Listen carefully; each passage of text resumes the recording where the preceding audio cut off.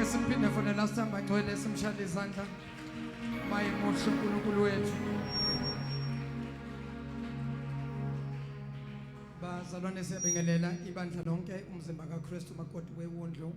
Siseme ngezinyawo zethu ake nishayile izandla egameni likaJesu. Siyabingelela bonke baba, sibingelela bonke mama, bonke bhuti osisi, bonke abantu abasha, ogogo nomkhulu ike ngababa uGumbo takalane sisame. Ngiyacela bangcwele sishalo uNkulunkulu elikhulu ihlombe. Jesu. Praise and worship team yethu. Hey. Kukhona nomfundisi phakathi ngiyaluzwa ugcobo namhlanje ngathi linengi. Ake nishalo uNkulunkulu izandla. Mfundisi Ngomezulu. Thank you. Keep on this way to mshaleni isandla naye. Team yethu ama-asha i-protocol. Ake nishalo uNkulunkulu izandla bo. Ikhona ne-media team yethu ishayeleni ihlombe elikhulu. Praise the Lord. Ababukeli bethu abasibukele ngalesi sikhathi abazothola le video later. Ake nibashayele izandla bazalwane. Besobingelela abantu ababili abathatha baseduze kwakho. Uthi sawubona makhelwane unyaka nobosha. Abanye baqala ukufika namhlanje. Obingelela ababili abathatha sawubona makhelwane. Sawubona. Wenze kahle wabakhona. Wenze kahle wabakhona. Ake nishayele uNkulunkulu tandla kakhulu. Praise the Lord.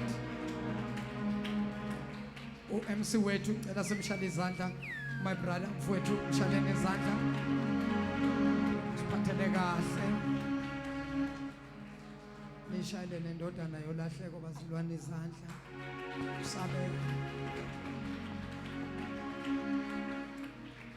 onke amadodana olahleko awabuye usabela ubuyile.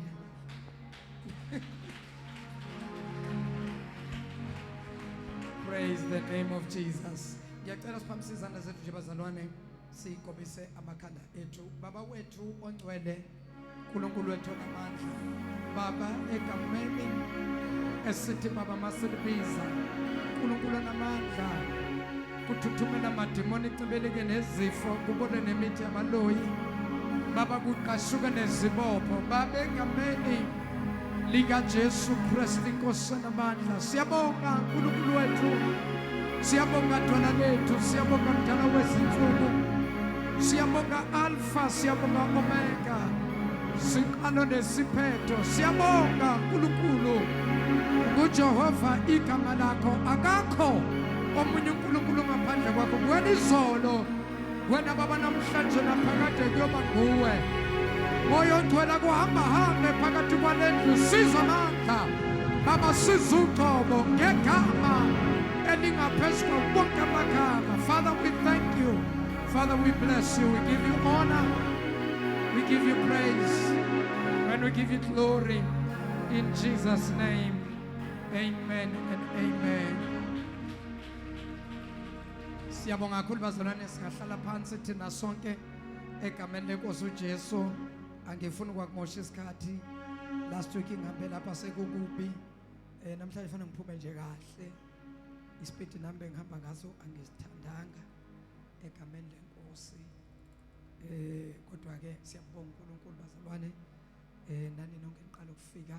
Bakhona baqala ukufika phakathi kwethu. Ngiyacela nje niphakamise izandla. We just want to welcome you. We just want to love you. Bazalwane. Bengithi mina ngizobona nibashanga ama high five nibanikeza ama hug. Hayibona. Ya basaleni izandla kakhulu niba welcome. Thank you. Siyabonga kakhulu uNkulunkulu anibusise bomama nabo baba bobhuti nabo sisi bantu basha. Thank you so much ukuthi nje nithathe leli thuba namhlanje kuyi Sunday 21 January nethi nje si Eagle Mountain prophetic ministries ukwazi into ziyenzeka ke la ekhaya. Ngithi wazi into ziyenzeka. Aningizwanga niyongizwa ngenye imini. Bafundisi Nkosi yami siyabingelela ingceku zenkosi bomama umfundisi ngicela nabo ngokhethekile sibaphe ihlombe elikhulu. sengathi umhlathuze usekulo nyaka 2024 uNkulunkulu ubusisele kakhulu so far uwona olandela iTheku ngabefundisi abaningi ngabafundisi abaningi balapha eThekwini. Number 2 bese kuba Umhlathuze, number 3 bese kuba yiGoli. Igoli nalo lenabo bafundisi amen nabo mama umfundisi ake nibaphinde futhi nibashayele idandla kakhulu. Amen. Bazalwane siyambonga kakhulu uNkulunkulu ukusipha leli thuba kulezi nsuku nje sisenkonzweni ebalekile kakhulu, inkonzo yokuzila ukudla, inkonzo yokufasta. Sifastile ngempela, abanye ngiyabezwa impela emoyeni ukuthi hayi bayibambile, kodwa abanye lokhona uphuthu engiluzwayo nojeqe ngiyaluzwa, nesilayi kodwa ngiyayizwa nayo iyahlupha-ke yona-ke ibuye kunuka amafutha nje uzwe ukuthi kunuka isilayi la. Sengisho ukuthi nawe-ke ubungakangeni nkosi mhlawumbe ubungazi sisenkonzweni nawe ungaqala kusasa ukabi late, ungangena nawe from tomorrow uyidudule until Sunday. Sunday sizoba nesidlo senkosi khona la phakathi kwale ndawo, soba ne-Holy Communion, siseve isidlo senkosi futhi soseva kahleke kulokhu ngoba sobe siphuma kwi-fasting. Ngibona nje ukuthi sobreaka kahle, sika-breaki ngabo-chicken lekin nabo bani sibreake nge-Holy Communion, sibreake ngesidlo senkosi. Sengisho ukuthi nawe nibungakangeni ngiyacela ukuthi uke ungene kule weekend. Nabo bonke nje basibukele emakhaya, you can join us in this prayer and fasting this coming Sunday 28 January. Sizobe sibeka phansi-ke egameni lenkosi Jesu, kodwa mina-ke ngizoke ngithi ukuqhubeka ngoba ngizwa ngathi ngiyayi-enjoya nje, yazi ngizwa imnandi le fasting, yazi sekumnandi nje lokhu ungadli kimi. Abanye bathi kusho ukuthi umthethweni ukudla ngiyakuthanda. Asazi inkosi, kodwa abantu abathi I mean business noNkulunkulu kulo nyaka, inkonzo yokuzila ukudla kuzomela uyijwayeze yona. Kuzomela hambe insuku uye ukudla nje ukufast, hambe inyanga uye ukudla fast, and believe you me kukhona kuzokwenzeka because i-prayer and fasting inamandla, idudula izintaba, ivula iminyango okudala ungqongqoza kuyo kungavuleki. Ukuzila ukudla ubese uyakhuleka, angithi nezo kuthiwa i-prayer and fasting, singakuhlukanisi kwento eyodwa, is prayer and fasting, is fasting and prayer. Amanye amagama, uma ngabe ukhona okushiyayo, uma ufasta ukuzila ukudla kodwa ungathandazi, awukho ku-fasting, ukuhunger strike.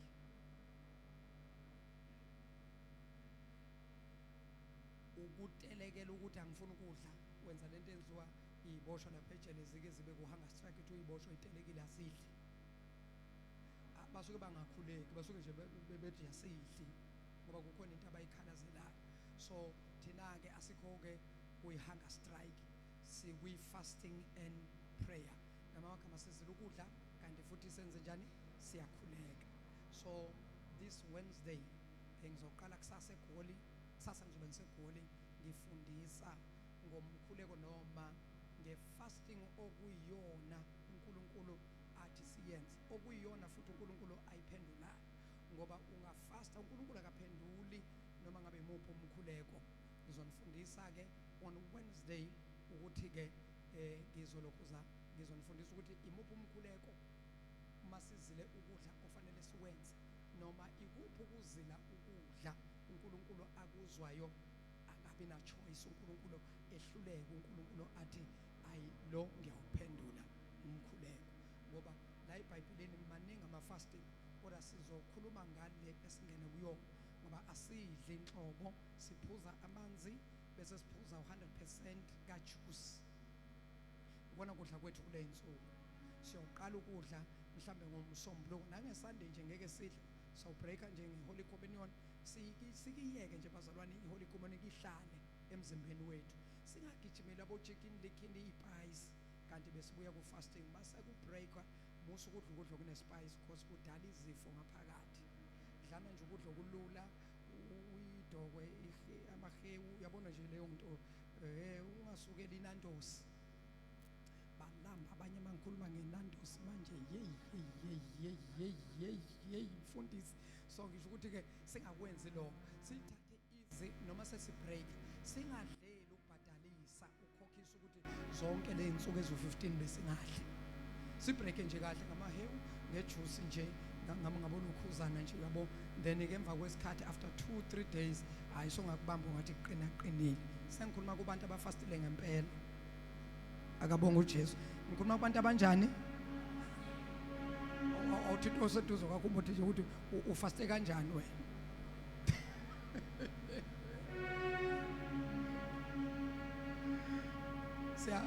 Siyabonga kakhulu ke umfundisi uMgomezulu Nkosi yami kwangithinta wathi hayi mfundisi ngeke ngathi ukuthi homo nabazalwane, cha ngiyawuzwa nami umehlo. Ngase ngayihalela i-team ngendlela eningi kakhulu, ngathi abanye benu nganikeza i-transfer niye eThekwini ngoba iyashoda i-team yaseThekwini. Kwangathi ngabantshontsha abanye baye ngale eThekwini ke bayonceda egameni lenkosi. Kodwa ke nakhona sophinde siqoquzele ukuthi akuphakame abantu baseve uNkulunkulu egameni likaJesu. Siyabonga kakhulu ke bazalwane, ngicela njalo uNkulunkulu izandla. Ngiyacela ningiphe nje imizuzu nje 20 to 25 to 30 ku-30 minutes angeke ngendlule. Ngifuna ukukhuluma kafushane ngesihloko esithi ukubaluleka komprofeti, ukubaluleka komuntu kaNkulunkulu, ukuthi umprofeti ubaluleke ngani empilweni zethu. Number 2, uyini umprofeti? Uyini lo muntu kuthiwa umprofeti? Ngoba ibandla fanele libaza abaprofeti bakaNkulunkulu, ngoba uNkulunkulu angenze lutho noma ungathini. Tshela ngithi mina utshelwa yimi. uNkulunkulu akazicontradict. Lithi iBhayibheli uNkulunkulu, Amos chapter I think chapter 5 verse number 8 noma chapter 8 verse 5, lithi iBhayibheli uNkulunkulu ngenze lutho emhlabeni ngaphandle kokuba akhulume nabaprofeti bakhe. In other words, mangabe uNkulunkulu ezo-introduce something new, mangabe uNkulunkulu kukhona afuna ukukhuluma, uNkulunkulu uzokhuluma ngabaprofeti. That is why uNkulunkulu uyayala ukuthi as ungumuntu kufanele ube nomprofeti wakho omisiwe noma obiziwe uNkulunkulu wa-ordainwa uThixo. uNkulunkulu uyayala ukuthi ke iba nomprofeti wakho. In other words, uNkulunkulu uthi kufanele ube nomuntu ofana nawe ozokhuluma ilanguage oyikhulumayo, kodwa aphinde futhi abe nendlebe yokuzwa noma abe nelanguage yasezulwini, aphinde kusho ngamagama akhulume ngizothini isiZulu, ngoba le language yasemazulwini bazothi abantu ngiyabandlulula. Amagama akhulume isiZulwini, ngisho njalo, akhulume isiZulwini, aphinde futhi akhulume isimhlabeni, akhulume isiZulwini, aphinde futhi akhulume isimhlabeni. Uzosikhuluma sekhuluma nawe ke ngoba wena uphila emhlabeni. So now ngifuna ukuthi sibuke izwi very shortly, emva kwalokho bese siyakhuleka bese nginikeza imemezelo. But nayi into engicelayo on Wednesday, ngicela njengoba siso noma singaba baningi more than this, is very important. On Wednesday 6 o'clock ntambama, just for 1 hour, ngicela ukuthi sibe khona la. Ngizobe ngifundisa, after that bese siyakhuleka sonke njengoba sesekuyi prayer and fasting. I want to do a teaching concerning prayer and fasting, so that abantu mabazila ukudla babe ne-idea yokuthi benza, ungenzi into ufane nami. Mina ngangafasta 14 days, ngibambe i-dry fasting. Ulanga leka 13 ngale ku-12, ulanga leka 12 ngezwe ukuthi kunzima. 13 ayingawaphuza amanzi la, kungasakhulekeki, kungasathandazeki la, sekulimele lapha ngapha ulimi, amanzi ayaphela emzimbeni kumuntu, ulimi lolu lusale lumhlophe. Uthi na ukhuluma namathi eze kancane. Ngangizimisele ngithi ngifuna ukushaya i-dry fasting, kanti anginalo ulwazi oluphelele, ulwazi lami lalincane. Ngokomthetho i-dry fasting, wenza i-dry fasting ekuthiwa nje awufake kudla, awuphuzi manzi, is dry. When we talk about dry fasting, uyithatha only for 3 days, because more than 3 days umzimba uyacollapse. So uNkulunkulu wangibona ukuthi lento ngiyenza ngokuyimisela kodwa uyabona uNkulunkulu ukuthi ulwazi nginalo wangisustain uNkulunkulu lapha ngangafa nje ngiyi1 bathi bayavulela bathola ukuthi angisekho mina ngawuthatha u14 days kodwa ngaqala ukuphuza amanzi nakhona ngathi ngiyaphuza amanzi angilimaza ngaze ngafaka ngavulela umpompi ngafaka ngathi awom ngaphuza wona isangenzani isisu amanzi ashisa nafika nemathunjini athi ayaguduza ngene emakamerweni amathunju ngeza ukuthi ngalala ngabhabhalala ngesisu. Day number 13 ngangihamba ngiphakama kube mnyama emehlweni kuthi kufanele ngihambe ngobonda ngibambezele ngiye toilet leso sikhathi. So lokho ngangikwenza ngoba ngangifisa ukuthi uNkulunkulu engiphe amandla kodwa uNkulunkulu wayibona inhliziyo ukuthi inhliziyo iyafisa iyalangaza nethi ushoda ngolwazi wayesengisustain uNkulunkulu is so impossible ungaqali 14 days nje ungaphuza amanzi ungadli lutho ngeke ngawonda abazalwane ngayisilenda ngathi nangiphuma abazongilanda nangibafonela ivoice ayingaphumi kahle babangilanda bathuka bathi hayibo uright ndodo kwaphela kanga kanti yini ukufasta ungaphuza amanzi ungadli lutho kodwa ngangiyibambe ngicela amandla kuNkulunkulu sengizongena ezweni. I remember uma ngibamba ukhiya walapha endlini nangithi ngibamba ukhiya ngiyavula ukhiya washama spark washaya umlilo kwatha umlilo ukhiya lo ovulayo ngathi hayibo kusho ukuthi watholile lamandla ngutholile lo mlilo ngathi mina ayikwenzeke lapha uma ngifika erumini engangiqashe kuloko ngoba ngisemqashweni ngiyakhumbula uma ngithatha ukhiya wami ngufaka ukhiya nethi nawuthinta le yansimbi leya esilver eshala nethi mawuthinta ukhiya kuthi tha la izandleni ushaya umlilo bathi abantu hayibo yendoda uphuma umlilo ezandleni ngithi ngicela ningivulele bawubambe bona nabawubamba uvule ukhiya. Ayi uyabona lapho ke ngangisho ke nami ngibe nesiphiwo ukuthi watholile amandla ngilitholile uqobo utholile umlilo yangangifuna abagulayo labangakhona ngihlangana nomuntu nje endleleni ngimbingelele ngabo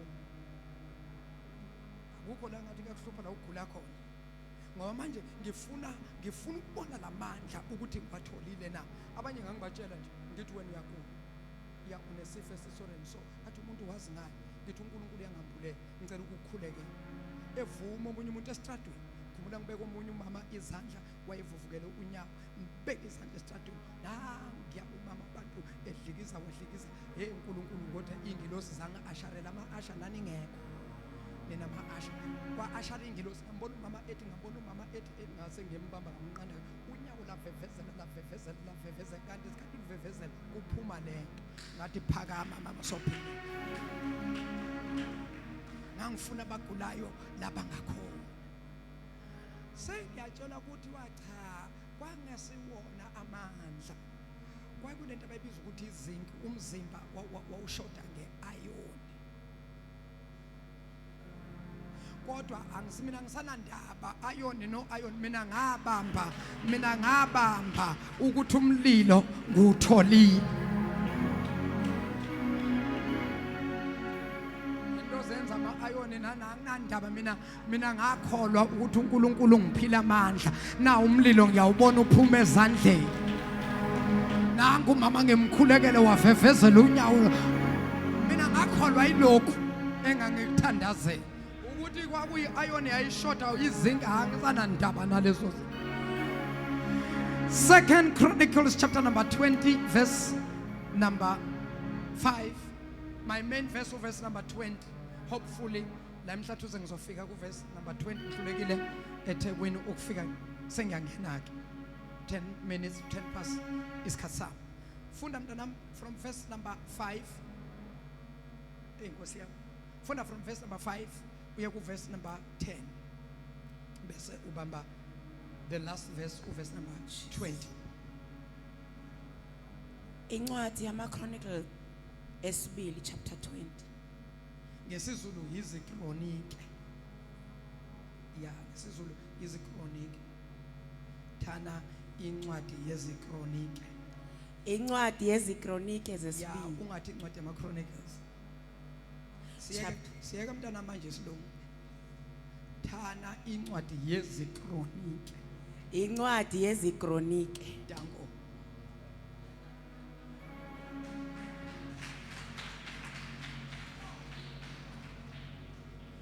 abanye kodwa ubuyaphi lo mfundisi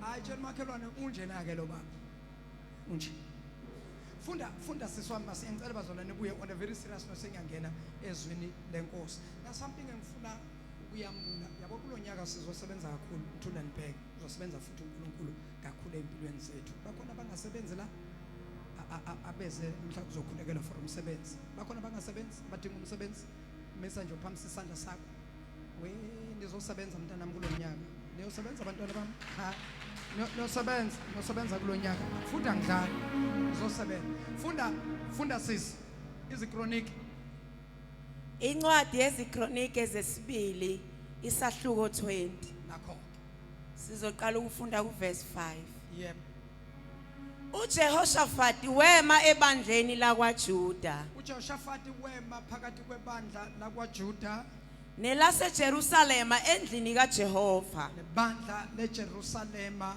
endlini kaJehova phambi kwegceke Elisha phambi wema uJehoshaphat lo wayehola uIsrayeli lo wema phambi kukaJuda neJerusalem wema endlini kaNkuluNkulu kepha wema endaweni ethiwa igceke Elisha ngamanye amagama kwakunegceke Elisha ayemi kulo. And I believe there was a reason why uJehoshaphat had to stand egcekeni Elisha. Ngamanye amagama uJehoshaphat uNkulunkulu wemraisile to another level esusa uIsrael la asuka khona. That is why wasemisa egcekeni Elisha ngoba kusho ukuthi igceke elidala laselona ke.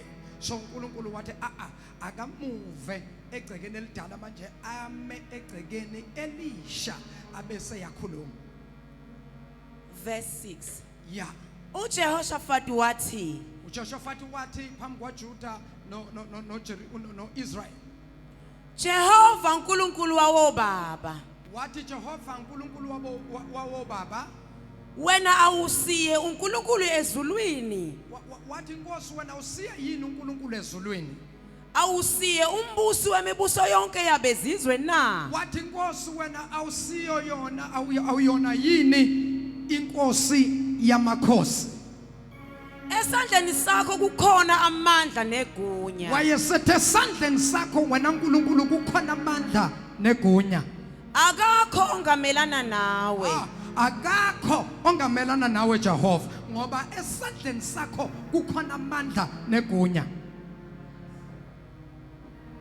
awuxoshanga yini uNkulunkulu wethu abakhileyo kulelizwe phambi kwabantu bakho uIsrayeli na manala uphinde futhi manala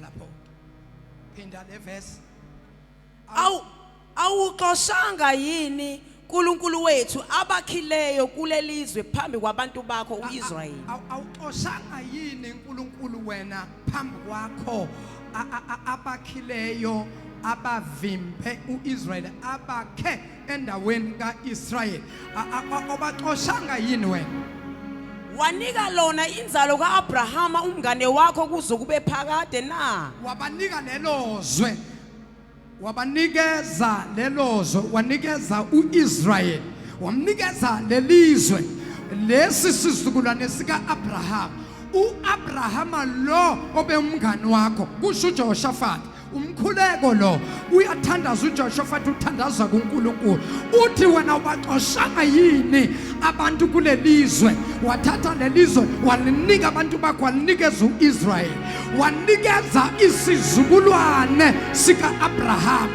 isizukulwane somngane wakho uAbraham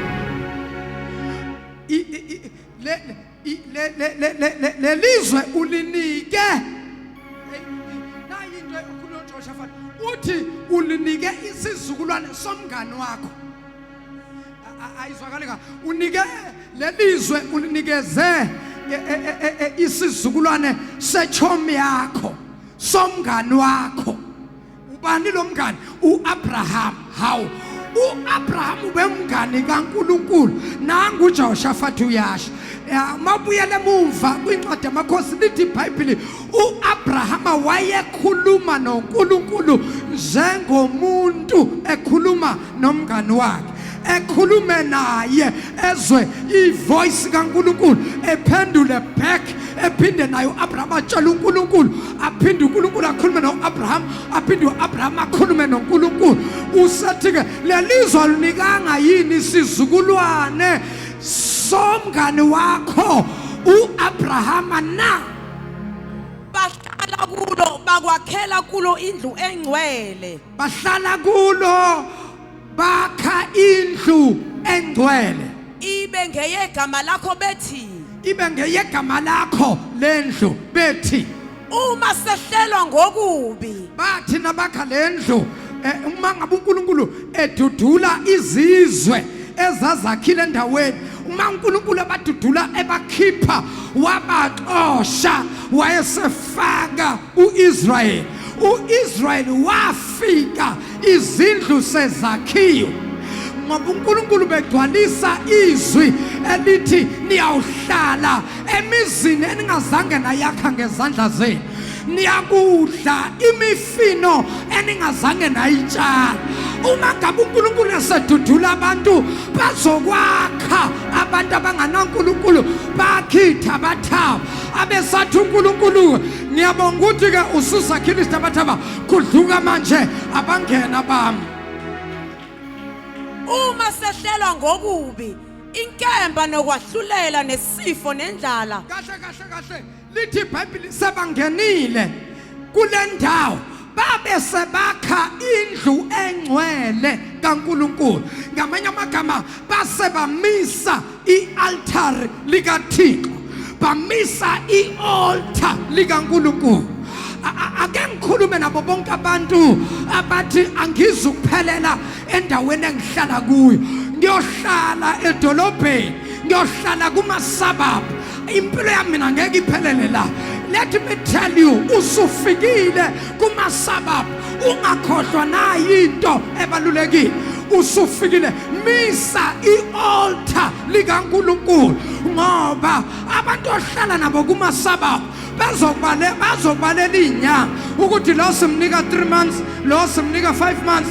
lo simnika 6 months lo simnikeza unyaka after a year uyoba ngasahlali la and then kuthiwa kunabantu abasuke elokishini sebahlala emadolobheni hawu nini nangu sesiyambona elokishini usedriver khona la yathini indaba yakho yasedolobheni waya kuyohlala edolobheni usufikile edolobheni awuzange umisi ialtar likaNkulunkulu kanti abantu abahlala emadolobheni banama-altar banezibingelelo labaguqa khona bathandaza banabonkulunkulu babo ababasustainayo ukuthi bahlale kule ndawo ezidura wena uyafika uyahlala nje awuna-altar awunankulunkulu uhleli nje wena hey bazokududula ma uyohlala kule ndawo yakhe i-altar likaNkulunkulu ngaso sonke isikhathi uyakula uyathandaza ubiza uNkulunkulu kwenze njani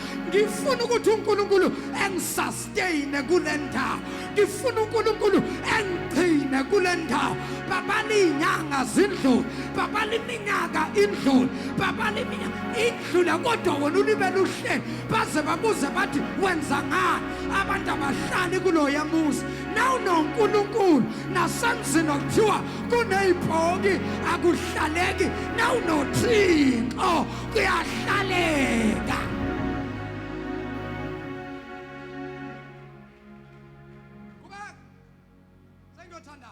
uma sehlelwa ngokubi inkemba nokwahlulela nesifo nendlala siyakuma phambi kwalendlu naphambi kwakho ngokuba igama lakho likulendlu bakha indlu engcwele kaNkulunkulu bathi lendlu siyakhela ukuthi uma kwenzeka sehlelwa okubi sehlelwa inkemba sehlelwa inkemba nangokubi nokwahlulela sehlelwa okubi inkemba okubi nesifo nendlala isifo indlala siyakuma phambi kwalendlu awunkosi yami siyakwazi ukuthi uma kubheda kule suburb noma kulomuzi uNkulunkulu asifake kuwo siyazi ukuthi kune altar esalmis sizoya endlini kaNkulunkulu siyophakamisa izandla sithi Nkosi ukuhlala kwasemhlalweni akumanga kahle ngenelela uNkulunkulu sithandaza masiqeda bese sibuyele emizini yethu siyohlala as long kuna altar kaNkulunkulu as long kunendlu kaNkulunkulu as long kunomprofeti kaNkulunkulu uzohlala kumasababa uzohlala futhi uzohlala kuhlaleke bazobuya abanye kodwa wena uzohlala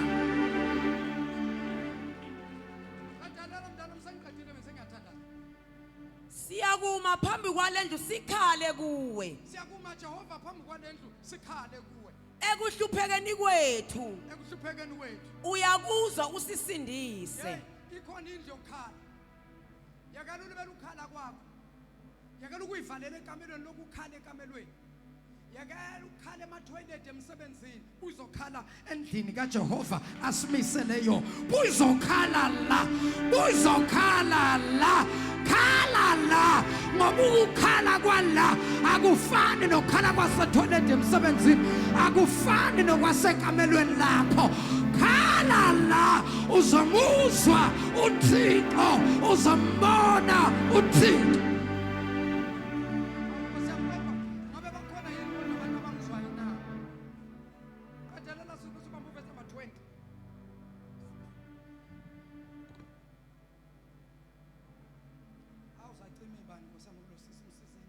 Jesus. Verse 20. Bavuka ekuseni. Sekwajampila amanye amavesi ya fast forward. Ngifuna ukuza kule tenthe ukubaluleka komprofeti empilweni yomuntu. Bavuka ke ekuseni. Baphuma baya ehlane laseThokowa. Bavuka ekuseni. Baphuma baya ehlane laseThokowa. Ekuphumeni kwabo uJehoshaphat wema wathi now ekuphumeni kwabo besaphuma uJuda uIsrael iJerusalem sebamile sebaready for ukuphuma uJehoshaphat wabesekaya wamisa impi wathi ke lalelani ngizweni Juda nabakhileyo eJerusalem ngizweni Juda nabakhileyo eJerusalem kholwani nguJehova uNkulunkulu wenu kholwani nguJehova uNkulunkulu wenu niyakuqiniswa kholwani ngabaprofeti bakhe niyakuphumelela hlala phansi uqedile angiphinde lento uJehoshaphat lo nangu uJuda isizwe sakwaJuda ngoba lesasizwe esincane sakaJuda sajike saba senhlizweni kaNkulunkulu uNkulunkulu wamthanda uJuda laba sebonile wavuka isizwe esincane ngoba uJakobe wayenamadodana awu12 now uJuda waba isizwe esincane uJuda lo yilowa osuka lapha kuJakobe uJakobe waba namakhosikazi amabili waba noRasheli waba nanangu uLeya lona abamphambanise yena wayethanda uRasheli umalume wakhe wamphambanisela wamnikeza uLeya ebusuku wafaka intombi endala elawini umalume kanti lo mfana yena wayethande udadewabo omncane lo afika aphuzisa umhlambi kamalume wasebenza lo mfana bona intombi enhle wathi malume ngiyafuna ukumshada lo wathi malume kumele usebenze 7 years mawufuna lo wathi malume ngiqala namhlanje ngiyasebenza now remember uJacob lo yilo owabaleka nesibusiso kusomfowabo uEsau ufika kwamalume uLabani vele izandla zibekiwe phezukwakhe ubaba wakhuluma isibusiso nayisebaleka esaba ukuthi uEsau uzombulala wafika kwamalume wayogogoba lakho wasebenza 7 years nasekusondela u7 now into yafika yenze ukufika kukaJakobe kwamalume uLabani kwashintsha isimo sakwaLabani yashintsha imfuyo yakalabane yamultiplya yaba yiningi. Why? Ngoba kufike umuntu ohamba nesibusiso sikaNkulunkulu, kufike umuntu ozilika Thixo lihleli phezu kwakhe, kufike umuntu obekwe izandla kwathiwa uNkulunkulu ekubusise noma phi la ungena kho, noma phi la unyathela kho, noma phi la ubeka khona amathe onyawo lwakho. You are blessed, bazalwa. You are blessed coming in. You are blessed going out. The favor, the grace of God is upon you. Don't allow anyone to tell you that you are cursed. Don't listen to those words. Believe the Lord your God, ye shall be established. Believe his prophets, ye shall prosper. 2024, I declare and I decree, you shall prosper. You shall prosper. You shall prosper. You shall have it in abundance. You shall have it plentifully. You shall have it. Hey, you shall be blessed. The devil is a liar. You shall be blessed.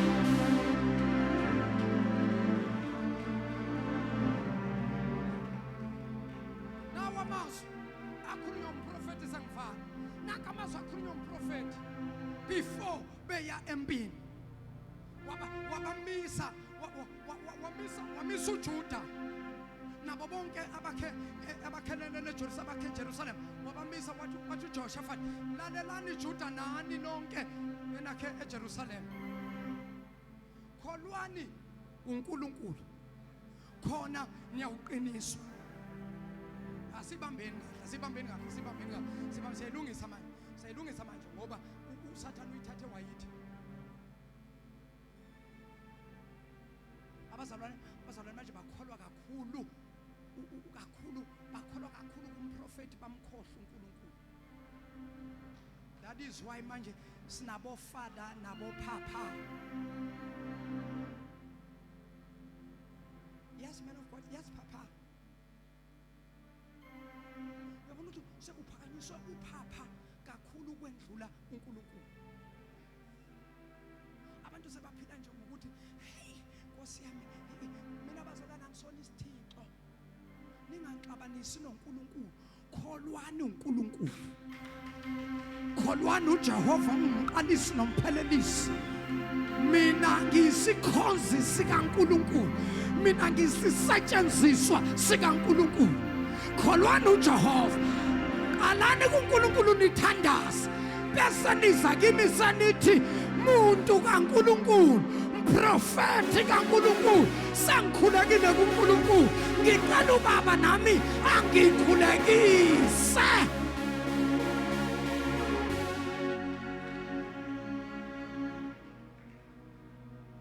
Saba mina ningalingi noma ingakhula igil mountain igcwala umhlaba ningalingi. Nixabaniswa noNkulunkulu. Mina imoto umnyango Nkosi yami bantu benkosi ngiyayivulela. Athi uNkulunkulu masangisebenza kakhulu senikhishwe sendizeni ngivulela. Ningangivuleli ngizoyivulela. Please. Uthi omunye Tshabalala ukubuyazi la uyakho. Ngempela uzobona ukuthi la vele awusadingi ukuthi uyivulela umnyango. Sekuzoba khona amadoda ashada. Ngoba wena kumele angothinta umnyango. Ngoba uNkulunkulu masamphakamisela umuntu akusamele angithintise umnyango.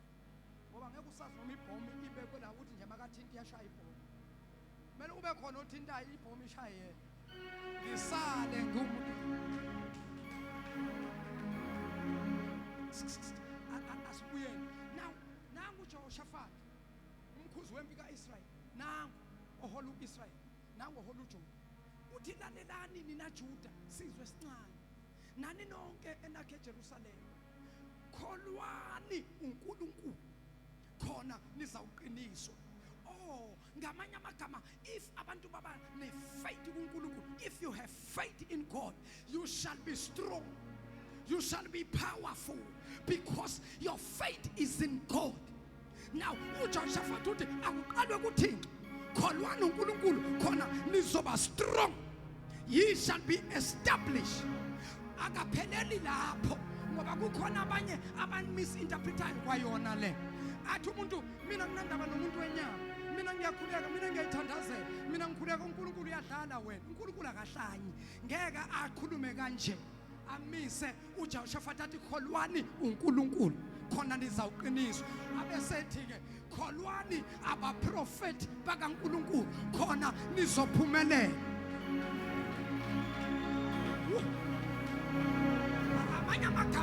Ngamanye amagama uthi uJoshaphat mawufuna ukuba umzalwane ostrong okholweni ukuthi noma kufika ama-storms, kufika ivumvum, kufika ama-challenges, kodwa ume uthi uJoshaphat kholwa uNkulunkulu ngoba na ukholwa uNkulunkulu, storm come, storm no storm, you stand, you remain, you stand.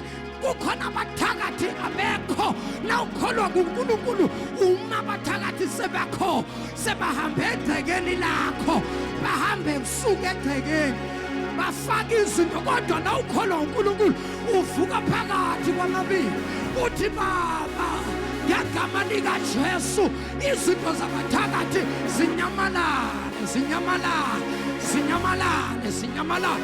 Uvuke ekuseni, uvuke ekuseni, faka izandla zakhe emaphaketheni uyojika esangweni, itheliwe imithi itafika ume phezu kwemithi uyilule ngoba uhamba noJesu, uhamba noNkulunkulu. Umuntu ohamba noNkulunkulu akanavalo, akesabi. Greater is he that is within us than the one that is out in the world. No weapon formed against you shall be able to prosper. Whatever that the devil has spoken against you, I cancel it in the name of Jesus. I cancel it in the name of Jesus. I cancel every words, every negative words, every witch's words, every sangwaman, every nyanga who has spoken against you, every witches, I cancel their words in the name of Jesus. I speak the word of God. I speak upon your life. I'm saying you are blessed coming in. You are blessed going out. You are blessed coming in. You are blessed going out. You are blessed coming in. You are blessed going out. You are blessed coming in. You are blessed going out. The favor of God is upon your head. The favor of God is upon your head. The divine protection of God is upon your life. No one will touch you. Why? Because no weapon formed against you shall be able to prosper. If you believe, say yes, Lord. Say it. Say it. Say it. Say it. Say yes. Say yes. 2024. I prophesy a breakthrough upon your life. Breakthrough is coming. Breakthrough is coming. Breakthrough is coming. Favor is coming. Faith is coming. Restoration is coming. Restoration is coming. If you believe, say yes, yes, yes.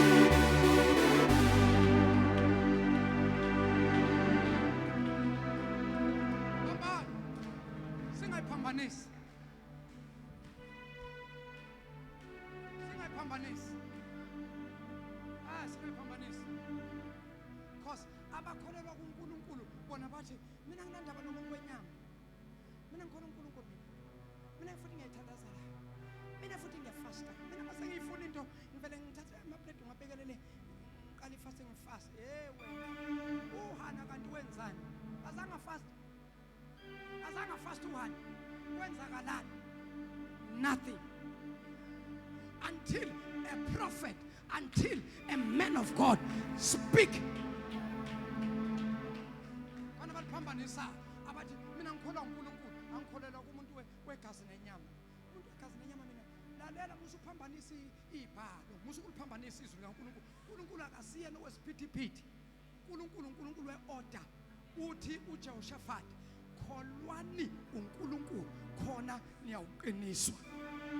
Amanye amagama manikholwa uNkulunkulu nizoba strong, nizoba namandla. Kodwa ukuba namandla ukholwa kuNkulunkulu kuphela, kukhona into engekho ongeke uyithola. Yini leyo? I-prosperity ayikho. Hayibo, kanjani kanti abefundisi ba uNkulunkulu bona yibona abasiphi i-prosperity? No, lalela izwi ukuthi uNkulunkulu uthi. Uthi uJehoshaphat, believe in the Lord your God, thou shalt be established. To be established is to be strong, is to be firm. Ukunganyakaziswa noma ngafika abantu abathi hayi yazi konke lokhu iBhayibheli bekhona into bebangayishumayeli right. Yazi uShabalala khona bengashumayeli nali iBhayibheli kahle kahle lemfihlakalo siyithole manje. Uzothi na uyibuka mangabe ufirm ukholwa uNkulunkulu uzothi hayi mina ngikholelwa yini lokho okushiwo yizwe. Ufika ama challenge, ulahlekelwe yizinto, ulahlekelwe yimoto, ulahlekelwe umuzi, ulahlekelwe zimali, ulahlekelwe umsebenzi, ulahlekelwe abazali, ulahlekelwe abantwana.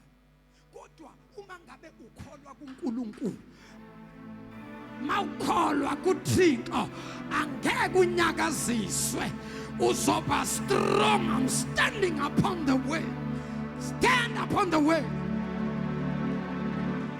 Storm, no storms. I'm standing upon the way. I'm standing upon the way. I'm standing upon the word. For those who stand upon the way, they shall not be shaken. They shall not be moved. Why? Their foundation is based on the word of God.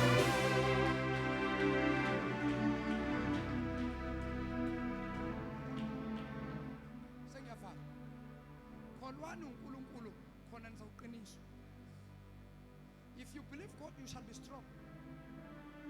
Go figure my challenge, but to home. What a pele. Was by call any strong and gossip. Kodwa elimpunga. Kodwa kunu strong enkosi. Into kwenza ukuthi ube strong ukuthi yakholelwa kuNkulunkulu. Into kwenza ukuthi ube mpunga ukuthi awukholelwa kuba prophet abamisi. So now uNkulunkulu akakwazi ukujika izwi lakhe. Akakwazi ukushintsha kulokho akusho. Uthi uJehoshaphat, kholwani uNkulunkulu khona niyawuqiniswa. Ase yaqhubeka athi kholwani abaprofeti khona nizophumelela. Wo asilungiseni. Oh, ukuba strong, ukuba firm, fanele ukholwe uNkulunkulu. Kodwa ukuze uphumelele empilweni kufanele ukholwe abaprofeti bakaNkulunkulu. Amagama uNkulunkulu nabaprofeti basebenzisana. Abangizwanga. No, aningizwanga. Number 1. Cela ukuvala. Yini umprofeti? A prophet is a messenger. Umprofeti isithunywa. Wothunyiwe. A prophet is the sent one. An apostle is the sent one. A prophet is a person who stands in the gap. This kind of a person stands between God and man.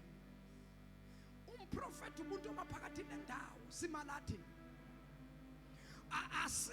Asibi semhlabeni ngokweposition. Kodwa physical siphila phakathi kwabantu, siphila nabantu.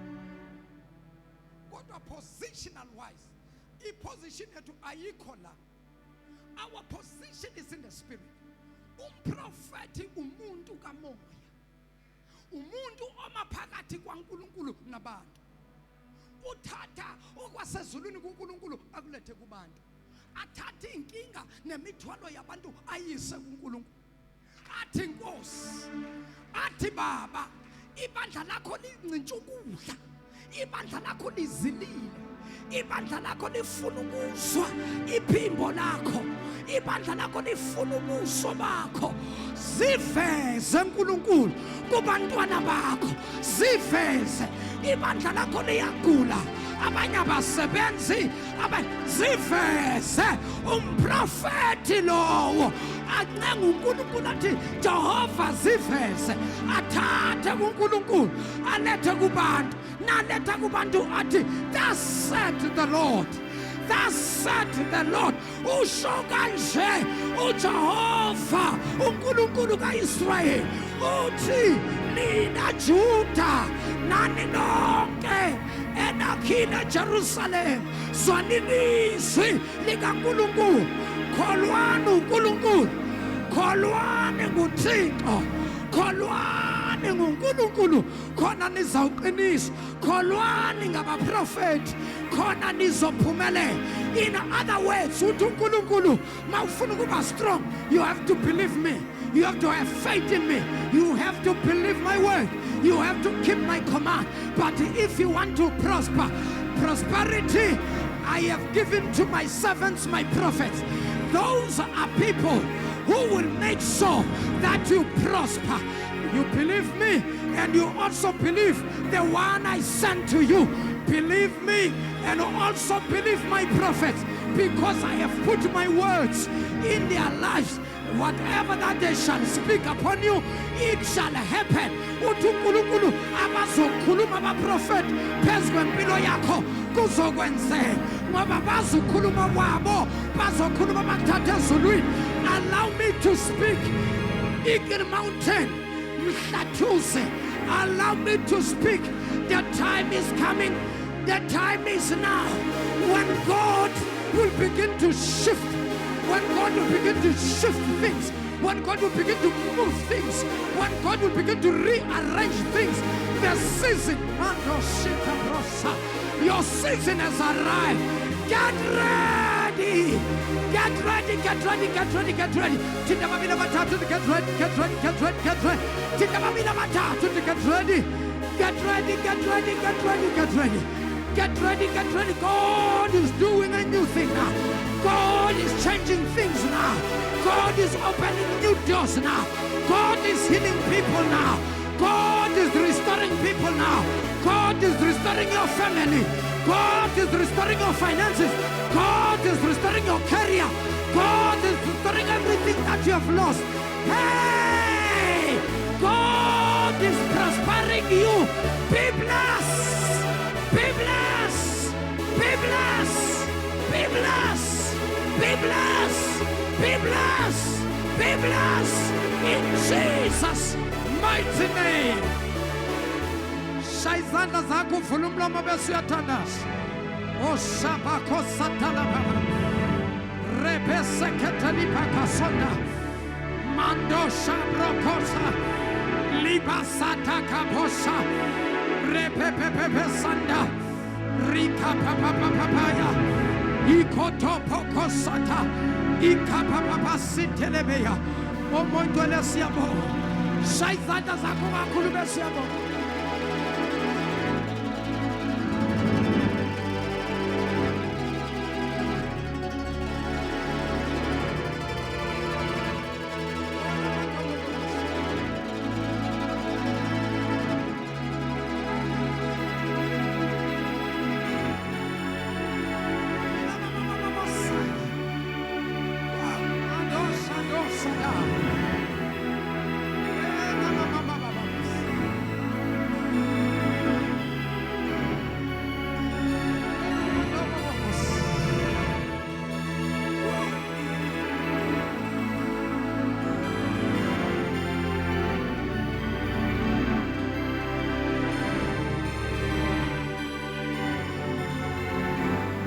Izandla zakho kakhulu mbulela uThixo.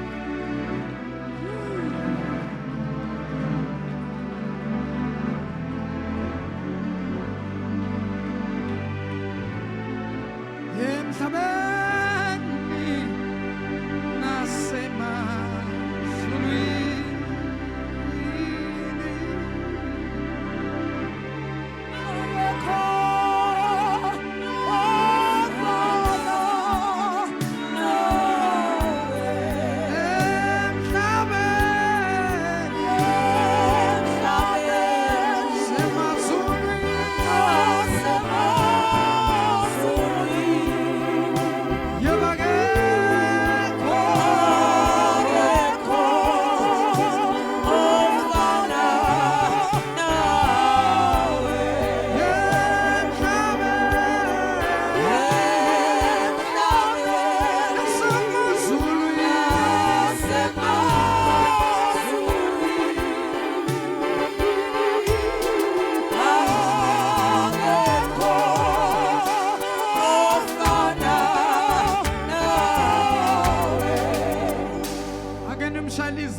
kakhulu. Thank you, Jesus.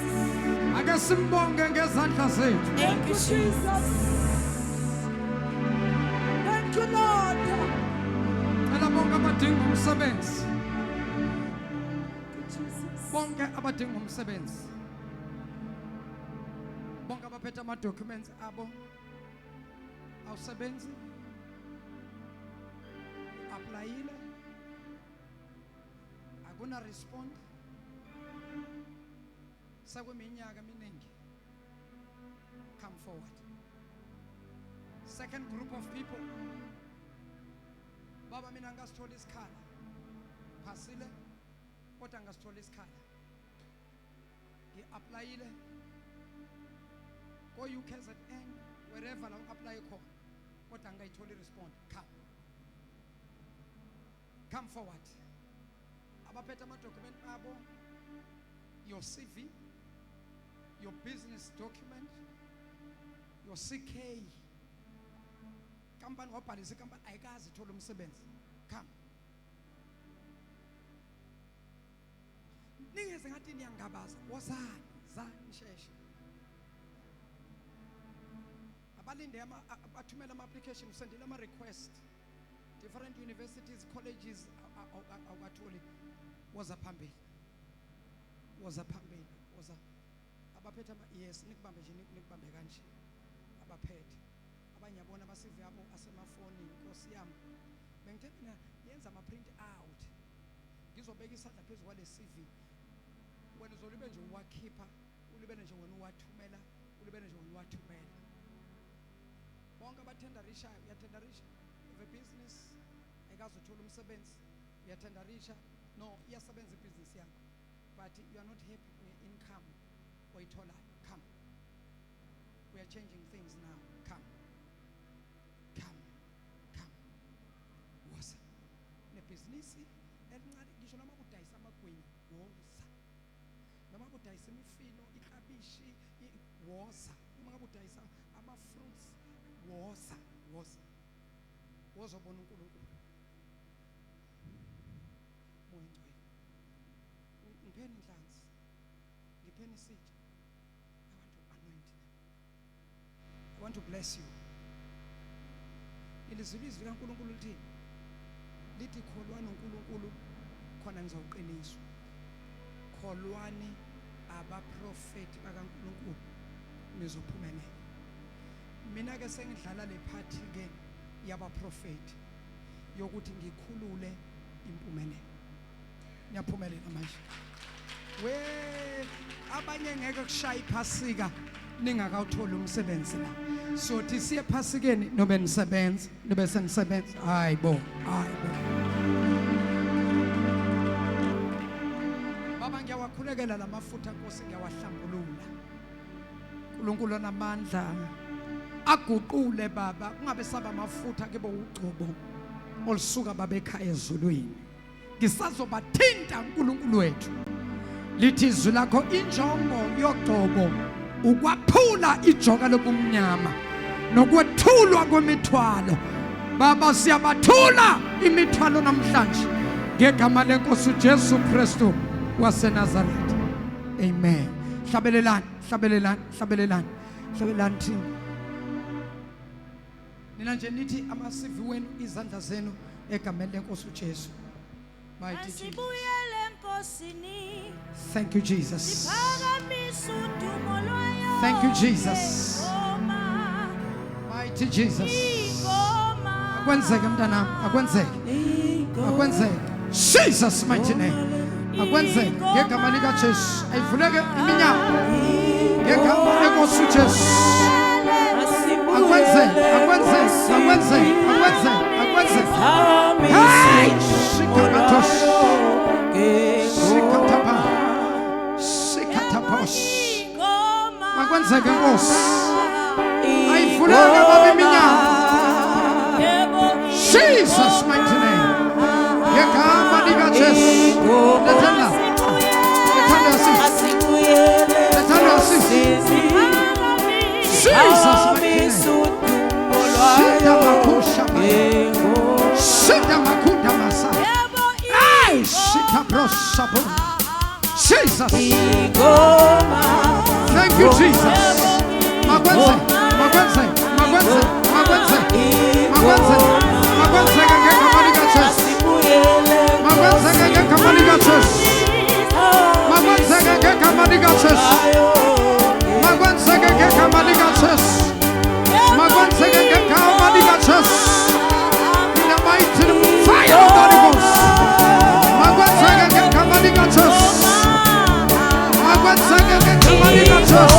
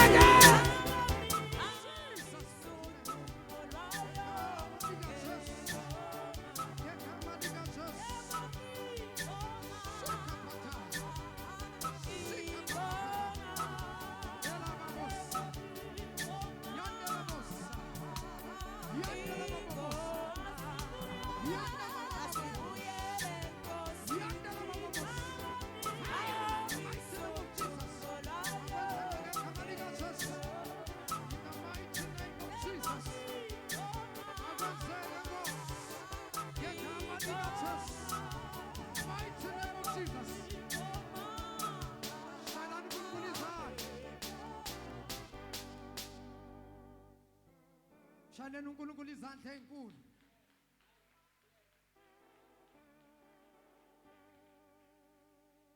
Abanye Nkosi yami saze safisa nathi baba ngasigcoba Nkosi yami. Nathi ngesithole nje le anointing. Angithi ngiyasebenza. Na ufuna ugcoba. Usebenza. Usho ufuna double portion. Usebenza. Uloko sebenza ngiyacela asale sesilethe umnikelo wethu then ngimgcobe while you are bringing your offering. Ngiyacela abasizayo egameni lenkosi uJesu, umuntu unikela ngokwamandla akhe, umuntu unikela ngalokho anakho. Into nje uyathembeka nje kuphela kuNkulunkulu. Asiphakameni thina sonke ngezinyawo zethu. Glory to Jesus. Uzonikela umuntu ngokwamandla akhe abafuna